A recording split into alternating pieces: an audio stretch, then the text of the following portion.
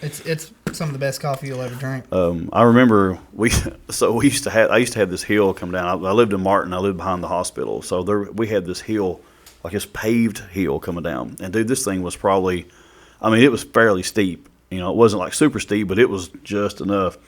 Well, my grandmother had this old washing machine, and me and my cousin, we stole this washing machine lid, like this big square lid. Right. And we would take like candle wax on the side of it. And dude, like, this is no kid. Like, when you go down the hill, you had a 90-degree turn to your left, a hard left. And if you didn't hit that turn or you didn't abandon ship before you hit the end of the road, there was a house. And this old woman, her name was Fox, and she lived at this old lady, had red hair, into the house or into the road. There was literally her house, a fence, a telephone pole, her car, and once you went past her house, it dipped over this mountain. Like, it just dipped over. And I remember how many times we would hit that thing, and we would go down that mountain. And I remember halfway down going, oh, God. Every time we'd start trying to figure out, you just have to dump off the side of it. To jump off the back and you just have to dump off the side of it. And sometimes it would work and sometimes it wouldn't. And I remember my cousin one time, we had one of the radial flyers too, had the turn. Right. So we would get on and try that too. And I remember one time, man, he was going down the hill and he tried to make that left-hand turn. And dude, he wrecked for 10 minutes. He hit that telephone pole. I mean, he climbed that pole, and I mean, it was really bad. He got up from there and he limped back, and it was crazy. But I think right now, if you know, some of the stuff I did as a kid, and if my kids, like right now, some of the stuff, they stand on the couch, I'm probably going to fall and break their neck and get off the couch. You know. Yeah, me too. And I think that, like, nowadays, I'm not sure if it's where we spend so much more time, you know, where I spend much more time with my kids, like close quarters. When I was a kid, my parents sent me outside to play. Oh, yeah. You know, yeah. And I'd be gone.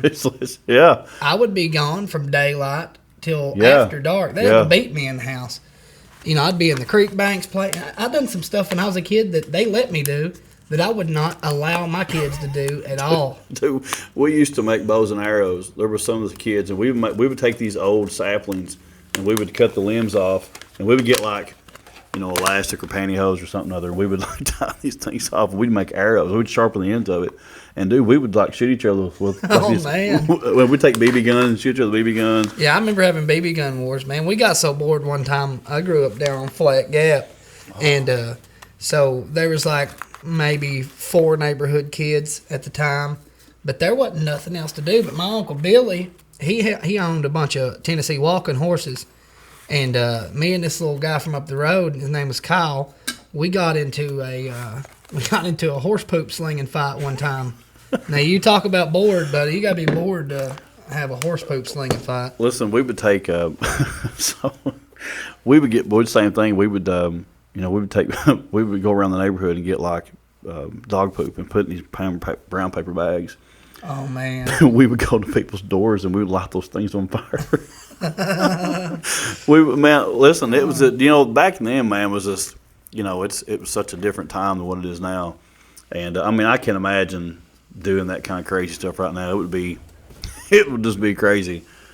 So here's the pour over. Is it hot? Oh yeah, it's hot coffee. So this just takes, you go in a circle like this. Right. You start from the center. My wife thinks I'm pretty bougie about this stuff. That you see the froth. You kind of do this for a second. You let it kind of drain out there. Well, when you first pour the pour over, you have to it kind of soaks the water in at first, and then you kind of let it rest for about 30 seconds. Fur, boots in the fur. You let it rest for about 30 seconds. And then you kind of start back. You start pouring on it again, and it just drips. And it's that must be why mine. I tried this method one time. Like I was telling you, it was like a little teacup. Yeah. You just sit over top of your cup. It looked like a little teacup sitting on a little plate, and that little plate would sit over top of your cup. And you put a filter inside the little teacup, and you just put your coffee in, and then you pour your water over. But I always will fill it to the top and immediately start filling it up once it drains. Yeah, you have to. It's a slow pour. You start from the center, and you just go in a circle. You can see how the coffee starts kind of frothing up right there. Yeah, that's nice. Well, the brine, they call it the brine. So I'm just going to circle this right here. You can hear it. Oh, I can't wait, man. that smells really good. I thought you were gonna have this ready when I first walked in, so I avoided buying a cup. No, we're gonna drink it here. Man, it's we were talking about music stuff, and we were kind of talking about the band days. That's kind of how I met Kelvin here, was on the band stuff. And I remember like when I met Nick, when we first was really in before Soul Creek, which was the band before Soul Creek. And I remember, man, like you'll have musicians are like, oh, I got a singer, I got a singer. And you're like, okay, great. Like, what's he gonna, you're thinking, what's he gonna sing? How's he gonna sing? And then you show up, and I'm like, who is this kid, man? Like, who is this? Who is this kid? And then we walk in, and I'm the whole time like I'm sitting there, we're setting this drum set up, and I'm just like, I'm just in my mind, I'm going, this is gonna be great. And so I remember when you first sang, then I was like, holy crap, like, dude, this kid can sing, man. Like, holy crap, he can sing. And I think from that point on, I was like, yep, this is going to be a great little band. Man, it was too, wasn't it? Man, it was, dude. It was like we were like one of these oddities around here where, everybody else was doing the same old stuff, and then we were still trying to do like Wayward Son and stuff like that. We could thank Aaron Francis for that one. Actually, he said he used to be. What was the band that he always bragged about him being in all the time? Was it the one with Powland, or which one was it?